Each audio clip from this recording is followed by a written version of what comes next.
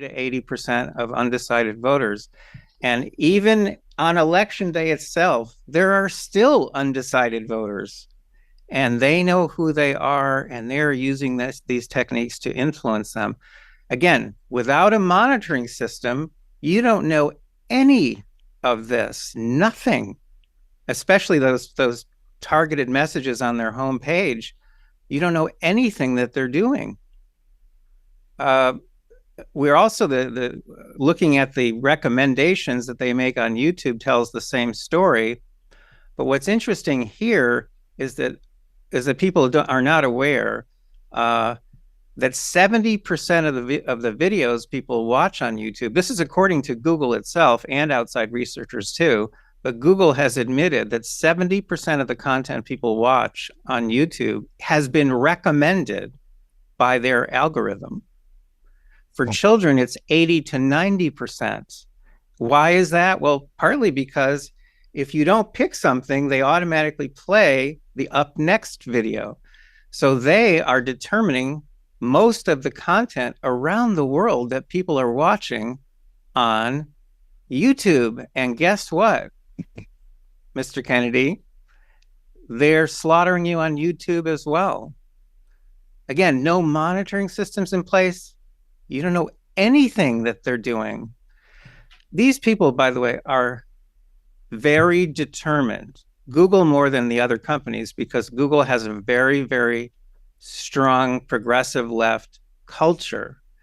And it's actually now more than 96% of their donations go from their employees go to Democrats.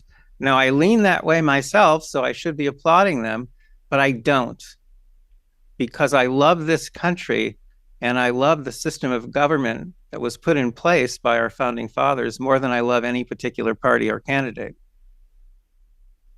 So, unless you've got other sort of evidence that they used against me, which I'm very curious about, let's talk about how you fix this. Okay, well, there are really only three ways, and I can tell you that what the government's been doing, which is antitrust actions, that's the DOJ, that's Congress, and the AGs, will not solve the problem at all. In fact, I happen to have been working with AGs long enough, so I actually saw Google's attorneys pushing our authorities away from consumer protection issues and pushing them toward antitrust issues. And they have basically gotten control over everybody. It's DOJ, it's the AGs and Congress, and they're all going after Google with antitrust actions. Antitrust actions will not solve the big problems. The big problems are surveillance, censorship, and manipulation. Those are the three big problems. Antitrust has to do with monopoly issues, which might force them to sell off a company or two. Big deal. That Google knows very well that no one will ever force them to break up the Google search engine because it won't work. And Facebook knows that no one will ever force them to break up the social media platform, because that would be like putting the Berlin Wall through the middle of every household. You can't do that. So these companies know the antitrust actions are not a threat to them. So what are the threats? Well, one, which isn't going to happen, is that you could make the surveillance business model, which Google invented, which turns us all into products that they sell to vendors. You could make that model illegal. Tim Cook, the head of Apple, has suggested this. He thinks that model should not be allowed. He doesn't think it's a legitimate business model. It's fundamentally deceptive. Is that going to happen? No. Number two could happen. I published this in Bloomberg Business Week the day before I first testified before Congress. Number two is this. We could declare, our Congress could declare, or a regulatory agency could declare their index, which is the database they use to generate search results. We could declare that to be a public commons. There's ample precedent for this in law. Governments have been doing this for hundreds of years, because once some commodity or service becomes essential then there's room for abuse. And that includes air and water and gasoline and telephone communications.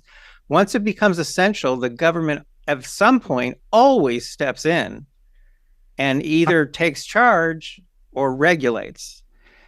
In this case, if our government declared their index to be a public commons, then everyone could build search engines using their data, and you'd end up with thousands of search engines competing for our attention, which would be just like the news environment. There would be competition and innovation. Because of Google's monopoly, there has been no competition and no innovation in search for 20 years now. Could that be done? Yes, it could. And Ted Cruz and I have talked about this at length. Will it be done in the US? We're kind of dysfunctional. That's the problem. But the EU could do it. And I've spoken in Brussels. There are people quite interested in this possibility. And if it's done in the EU, it would affect Google worldwide. It would end their worldwide monopoly on search. And finally, we get to number three. Number three is monitoring. No one can stop monitoring. And monitoring makes them accountable because it gives us a growing database that allows us to look back in time and see what shenanigans they were using. And that can be used in court, and it can also be used just to put public pressure on these companies. Monitoring, in my opinion, is not optional. Monitoring is essential. Because in the EU, for example, where they have passed some pretty strong laws and put very strong regulations into place, which you've talked about, I've heard you talk about them. Vestager, who's the woman who spearheaded that movement in Europe, she has acknowledged recently that these companies are not complying as far as they can tell.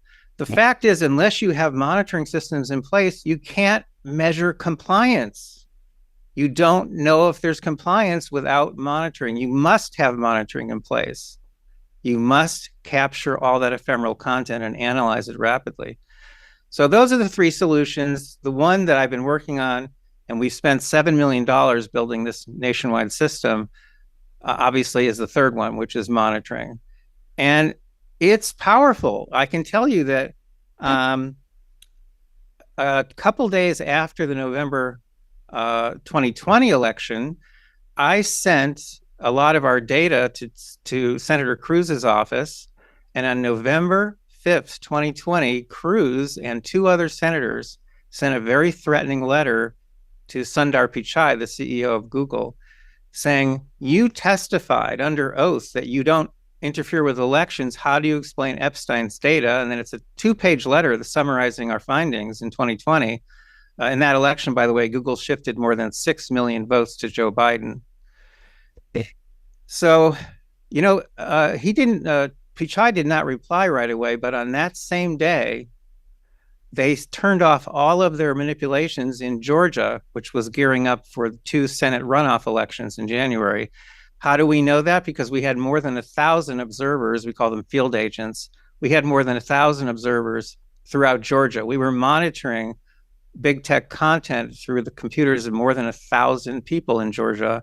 And we saw Google turn off all their manipulations. The partisan go vote reminders, the bias in search results went to zero, absolutely flat. We had never seen that before.